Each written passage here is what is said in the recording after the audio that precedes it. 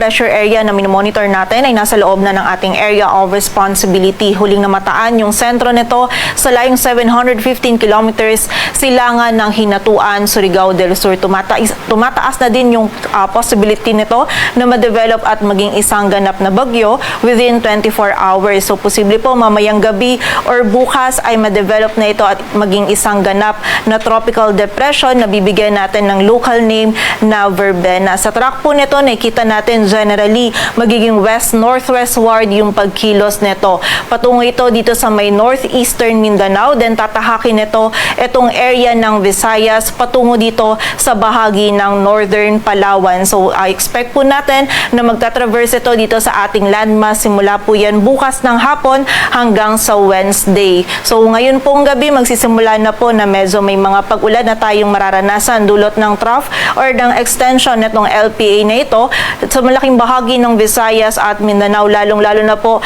dito sa may eastern section nito. And samantala, simula po bukas mas mararamdaman natin yung mga pag-ulan na dala nito, mostly pa din dito sa may eastern section ng Visayas at Mindanao, and then dito sa buong bahagi ng Palawan, Southern Luzon, and ilang areas pa rin ng Mindanao, patungo po dito sa may bahagi ng Southern Luzon, Visayas, ilang areas ng Mindanao, patungo po dito sa area ng Palawan. In terms of intensity, nakikita po natin na yung highest possible natin habang tinatahak nito itong kalupaan ay either tropical depression or tropical storm. Ngunit kailangan pa rin po nating bantayan yung mga pag-ulan na dala ng weather disturbance na ito sa malaking bahagi ng Southern Luzon, Visayas at Mindanao. Simula po yan ngayong gabi hanggang sa Wednesday. And bukod po dito sa low pressure area nito, yung shear line patuloy ding nagdudulot ng mga pag-ulan, lalong-lalo na sa eastern section